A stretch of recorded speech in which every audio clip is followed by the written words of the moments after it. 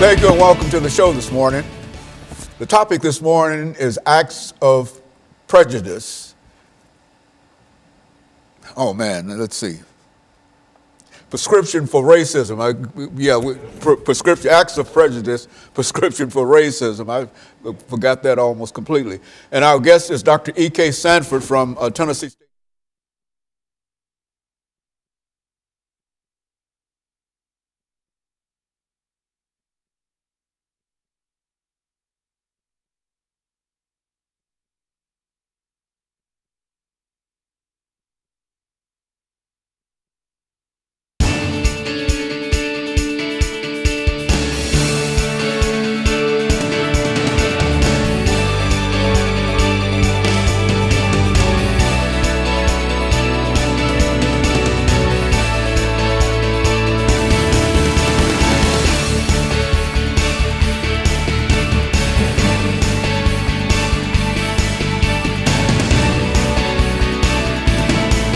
Thank you and welcome to the show this morning. The topic this morning is act of prejudice, prescriptions for racism. Yeah, I added that. I mean, I'm sorry about that. I added that. Yeah. What?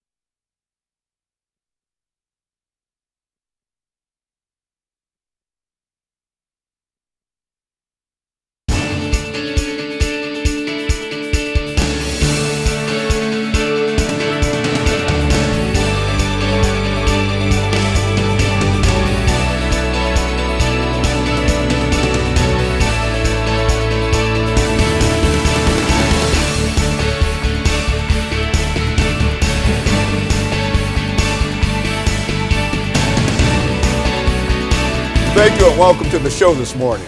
The topic this morning is act of prejudice, prescription for racism, and we're fortunate to have with us to talk about acts of prejudice and prescription for racism, Dr. EKSanford from Tennessee State University. And Dr. Sanford, let me welcome you to the show this morning and tell you how delighted we are to have you. And I think our audience will recall that you've been with us on many, many occasions, and you've given us excellent shows up until this point. And I think that this show is a special show in the sense that it'll give you an opportunity to talk about some of the things that are going on within society today. But before we do that, Dr. Sanford, let's have you to give us some information in reference to your background, your education, and some of the things that were important in your career, and then we'll get into our topic this morning, acts of prejudice, racism, and some of the other aspects of racism, and a prescription for racism in America this morning. Thank you very much, and I'm always delighted to be here. I am Dr. EKSanford, Professor of Sociology at Tennessee State University, and I did my postdoc degree at Penn State in State College, Pennsylvania. Proud to say that I got my doctorate degree at Howard University in Washington, D.C. I did my master's at North Carolina Central University and my undergraduate degree there as well. Further education was at UNC in Chapel Hill on the graduate level, as well as the Institute for Social Research at the University of Michigan. Some of my employment experiences that I think is very related to this is working with the National Organization of Black Law Enforcement Executives, as well as in Washington, D.C., when I worked with the D.C. Superior Court. We did mediations on victims assistance programs while we were there. Also pertinent, I think, to today's topic is one of my specializations of African American and Africana studies is that of looking at the peculiar nature of prejudice and racism in America. And I teach a course actually every year that's entitled Racism, a Sociological Analysis. So I'm hoping to be able to bring some of those types of experience, intellectual paradigms to the discussion today, looking at acts on prejudice by using Dr. Gordon Allport's book entitled The Nature of Prejudice. And so, Dr. Sanford, you've had an opportunity in a real sense to study this whole issue of racism, prejudice, and et cetera. And I think that the very fact that you're going to use one of the most popular books dealing with racism, the nature of prejudice, gives us an opportunity not only to introduce the audience to some of the information that you have, but also to reflect on some of the things that are going on in society today. Now, we've got about a couple of minutes before the end of this segment, but sort of give us an overview in terms of what we mean when we talk about acts of prejudice, prescription for racism in America. Okay, very good. What I would like to try to share is that, as Dr. Gordon Allport would say, that prejudice is a negative attitude that a group would have towards another group without really any evidence of having that type of attitude. For example, you might have a person that might have a dislike for another ethnic group, and they might not be able to realize why they are thinking or even feeling that way about the other group, but might be prejudiced. For an example, you might have two people. Person one might have a negative attitude toward that particular group, but might own a particular store, let's say within an African American community, and want to hire people to work there. And although they are prejudiced toward that group of people, they might have an economic gain. Their friend might be just as prejudiced toward that same ethnic group, and they might want to avoid, and actually at their place of business, put in a practice of not hiring that person to actually work there. They're being very discriminating. The point I want to make, according to Dr. Allport, is that both people are very prejudiced. One will act in one way, and the other person will act in the other way, but they are both very prejudiced.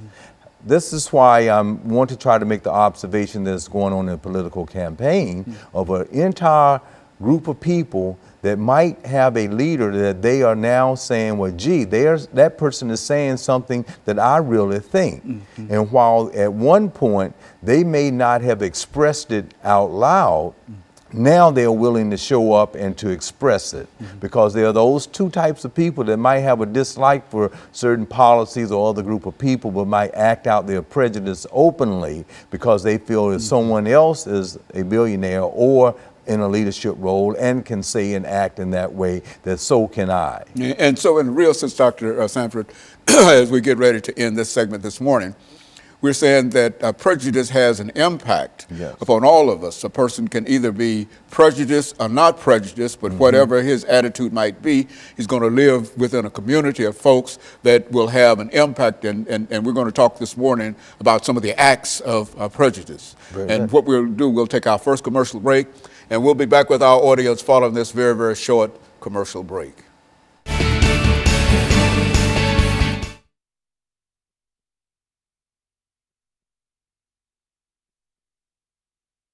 He has these 5 different acts of prejudice, and I want to kind of get through them. Then I want to be able to come back in that other segment and spend time and see what's going on with groups of people who might belong to a police force, that might be real cordial, might go to church to people, but they still might have that prejudice attitude, and they may not act in the church toward it, but they might be a police officer and see someone and then act in that way. Okay, and what I have to do is to bring us back into this second segment and let you give that out. You don't want to confuse me with too much information. Just those acts on prejudice. That's where you ended that. The acts on. We're gonna come back. We're gonna hit it. And I was hoping I did an okay job in setting up how you can have two people, just in 2 different people. Well, that's 2 different. They could be friends, and one will act on it and discriminate. Everybody is impacted by prejudice one way or the other. That's it. You see, and so either you are or you know some of your friends are. That's right. And you have to deal with that. Very good. All set? Well, I think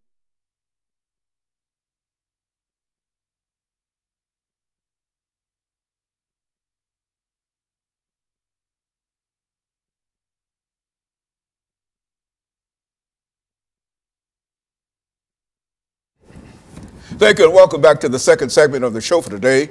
The topic is Acts of Prejudice, Prescription for Racism, and the guest is Dr. EKSanford from Tennessee State University. And Dr. Sanford, during this second segment, let's give you an opportunity to lay out for our audience this morning some of the things that you consider to be acts of prejudice, and that will give us an opportunity to further lead this segment and then go into the next segment and develop some of the things that you're going to talk about during this segment. Okay. Yes, again, and a prejudice is a negative attitude that a person or group of people might have toward another, a dislike. And as we stated in the last segment, to kind of follow up just briefly, is that they might have this dislike and not really link that to the way they may think or feel or be unaware of it. Dr. Gordon Allport, in his classic book entitled The Nature of Prejudice, he has 5 different levels of acts of prejudice. The first one he calls, it's a funny word, he calls antilocution. And antilocution is just a word that he means that a group of people may gather and they might hear someone and they might say, well, yes, I really believe in what that person is saying. And they might listen to it, they might come back to the second and third meeting about it, but they are not at that particular point willing to go out and to do anything other than just listen to it and agree to it. Now, the second level of an act on prejudice is that of avoidance. Dr. Gordon Allport said that a segment of that first group might go out and say, I want to avoid because I have a dislike toward another group, and maybe to live someplace, maybe because I have financial assistance, I can live and not integrate with other people, and I can desegregate myself. I can segregate myself from other people. That's avoidance, when you can just want to stay away from that other group. You have that dislike and that negative attitude. Don't want to have anything to do with it. Then the third level of it is that of discrimination. Now, and I want you to see that second, you don't want to have anything to do with them, but you might not do anything negative against them. But that third level is a subgroup of people that might not want to have anything to do with the person, but they will actually discriminate against an individual. Find themselves in a situation where they have to deal with that group. Yes, is that what we are? That's right. Or if they have to hire, or if they are working in a particular place, they might see that a particular person is checked that they are of a particular ethnic group, and then they might do something that is discriminatory toward that group. So that's an act on prejudice, because you, in your mind, have this attitude about a person that you might not even know, but this dislike, and you might act on it in a very discriminatory way. We can look at history and our laws that at one time said that people that of a certain ethnic group would have to live in a certain area, they couldn't go to certain schools, and so an entire civil rights movement had to take place for those changes to come about. Even those that are listening might think, well, institutions just always wanted to be fair in having athletics, but a movement had to go to have a certain title to be changed for women to have the right to play sports because they were discriminated against. So then he looks at the next level of acts on prejudice, is that of physical attack. Okay. That's when they have this negative attitude toward this other group, that they're not only wanting to avoid and to discriminate, but they're going to organize themselves to actually go out and to then physically attack another group. We might remember the dark history in America where the Ku Klux Klans may have gone out and burned houses down, crosses, very intimidating. And that was a physical attack. And then the fifth level is called extermination. That's an act of prejudice where you're so racist toward another group of people, you target them and try to really do away with the entire group. That's extermination. Physical extermination. Physical extermination. Yes, you were just clearly trying to do it. And we can see that's the reason of World War II, because of what happened in Nazi Germany, those types of things occurred. So we have those types of examples of acts of prejudice that is within our society today. Now, what I wanted to try to share that for is simply this. Presently, we have a reoccurring pattern that exists within our society of different groups of people that might be a part of antilocution, and they might work well with others, but when they go out into the workforce and they meet someone that might be a particular suspect, something in the subconscious might move them from the antilocution to the whole idea of a physical attack. And then they might unwantingly shoot that person or kill that person. And they would see some things that really didn't happen to try to justify it. But this is the same type of incident when people get together and say, well, we're going to really go to a place in an organized way and do something to some people. So now we're in a society where some people are feeling victimized by this peculiarity of acts on prejudice that might be at the level of antilocution, where they might do a little bit of the avoidance within the workplace and stay away. And then people there might leave with a certain feeling, and that person that avoided might not think they did anything toward that other person at all. And then they might even have a little discrimination that might be going on in the workplace, and everybody might meet and have a donut or coffee, but that person might get this feeling that they are not accepted.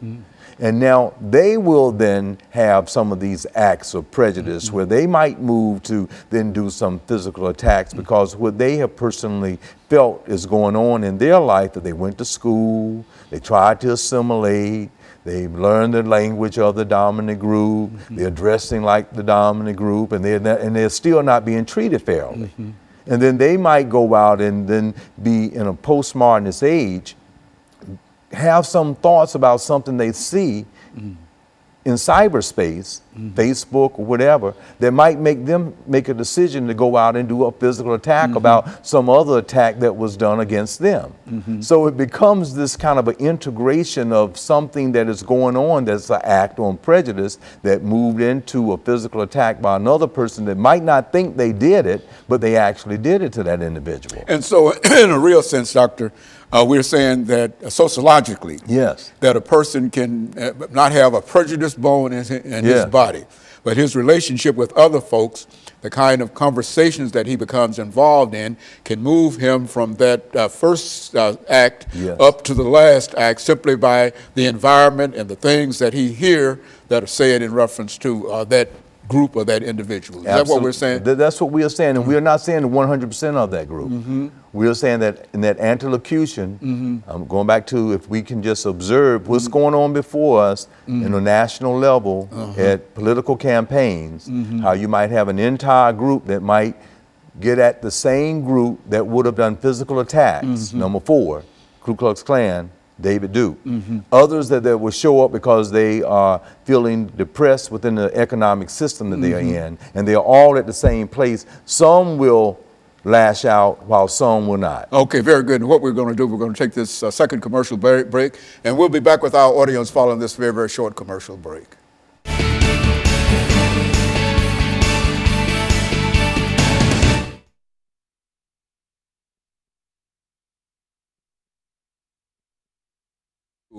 A situation where he might run across that first stage, and by simply being in that group, he can move from one stage up to another, from not knowing anything about him to now you want to kill him. Is that I said that's a real progression. And this is what I'm seeing with Donald Trump and his group.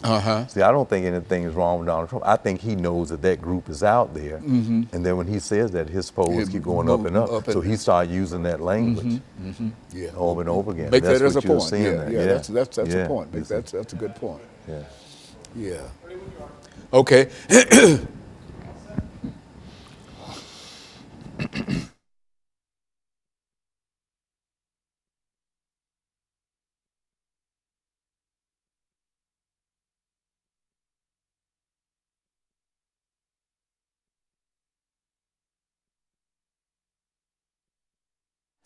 Thank you and welcome back to the final segment of the show for today. The topic is Acts of Prejudice, Prescription for Racism.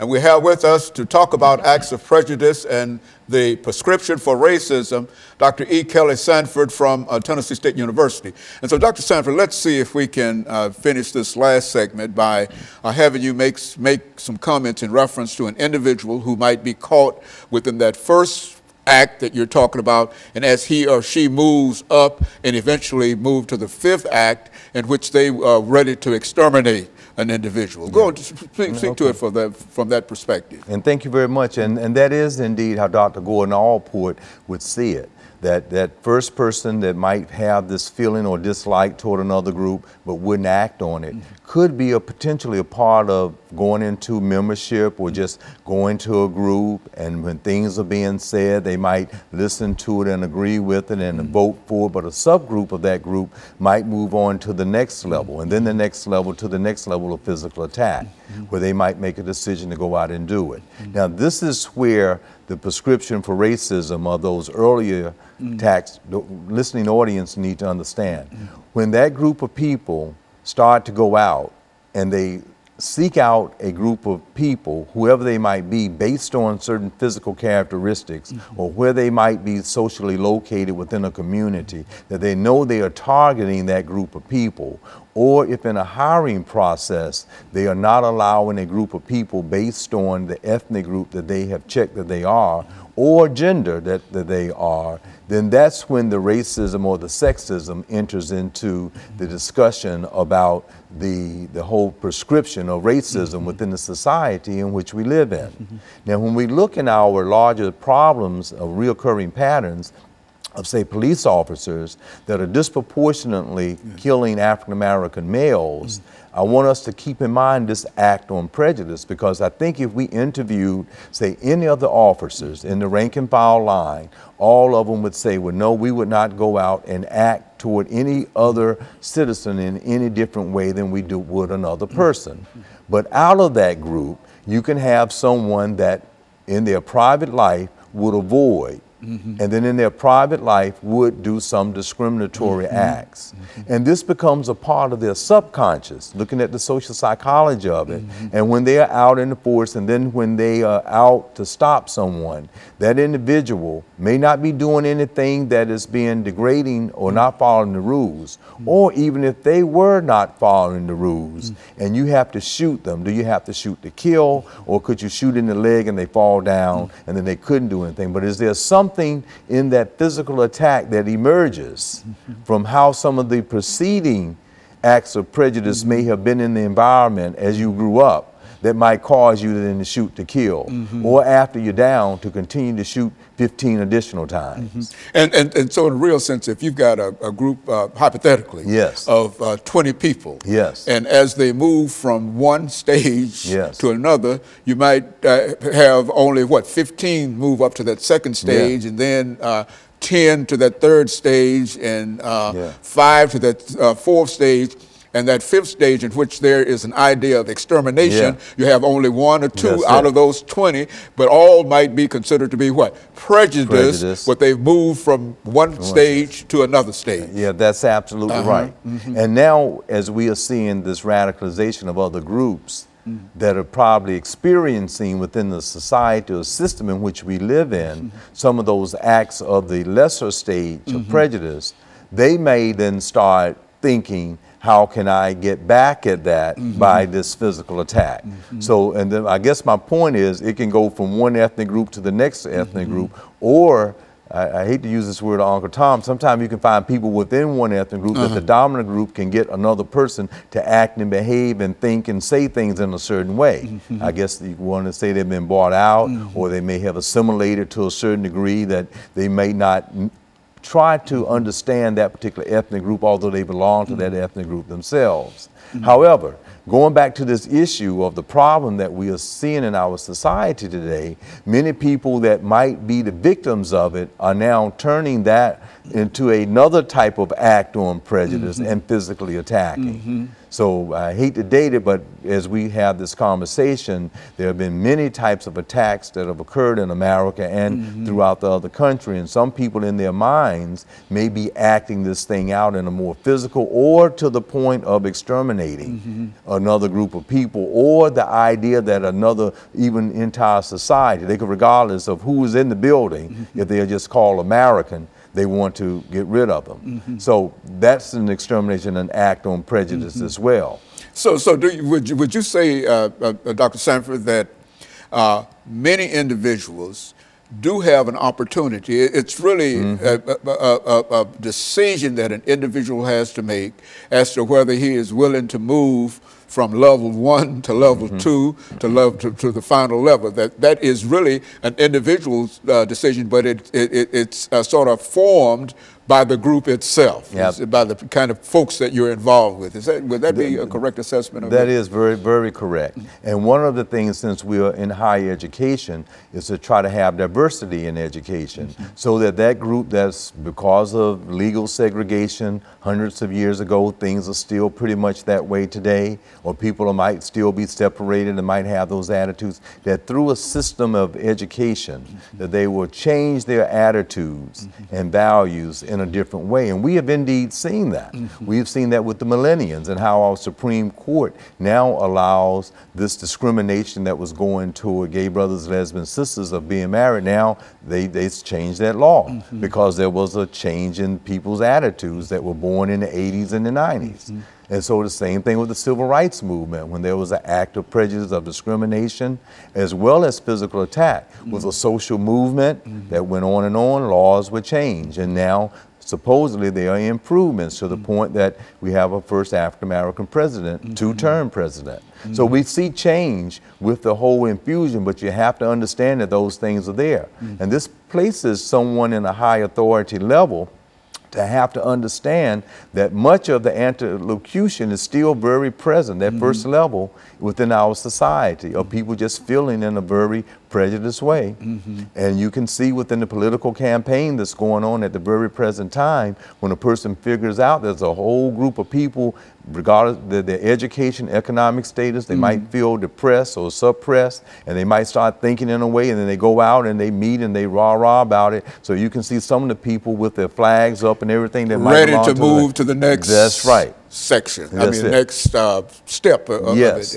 And so it's a thing of progression, you know, and if a person can exclude himself or get away from that kind of thing, he won't have an opportunity to progress. But as long as he is involved in the middle of it, he goes up with the rest of the group. Is that what we're saying? That's what we're saying. And we think we have a better America with more diversity, because we'll strengthen numbers, strengthen everybody being along and getting along. And we have the institution of religion that's supposed to help everybody have this type of ethic about ourselves. But the question becomes, as Max Weber would say in his classic book, the Protestant ethic in the spirit of capitalism. How does capitalism prevent us from being able to get along? And so in a real sense, diversity is the most important element in terms of bringing people together, and more diversified a group is, then the less likely they are to be able to move from, they might move from level 1 to level 2, but if there's quite a bit of diversity, they're not going to go up to level 5. That's right. And intellectual diversity. You can live in another area, but intellectually you have to understand about the culture of other people, and then that would let you have a different level of respect, that you would not move into wanting to be discriminatory because intellectual. That's why we want in schools to have a diversified curriculum from kindergarten all the way through the 12th grade and through undergrad. So if you lived in an isolated area, you still have some intellectual awareness about diversity. And Dr. Sanford, we're getting ready to end this show for today, but let me thank you for bringing that excellent information, because I think that it sort of demonstrates some of the things that we see. The more people become involved with discrimination, the more they are likely to not have any problems with discrimination. But if they become involved with diversity, they're going to become more diversified. You see, and I think that's good information, and I appreciate it. And I thank you. And let me encourage our audience to tune in again next week for another informative edition of Comments. Thank you, and good morning.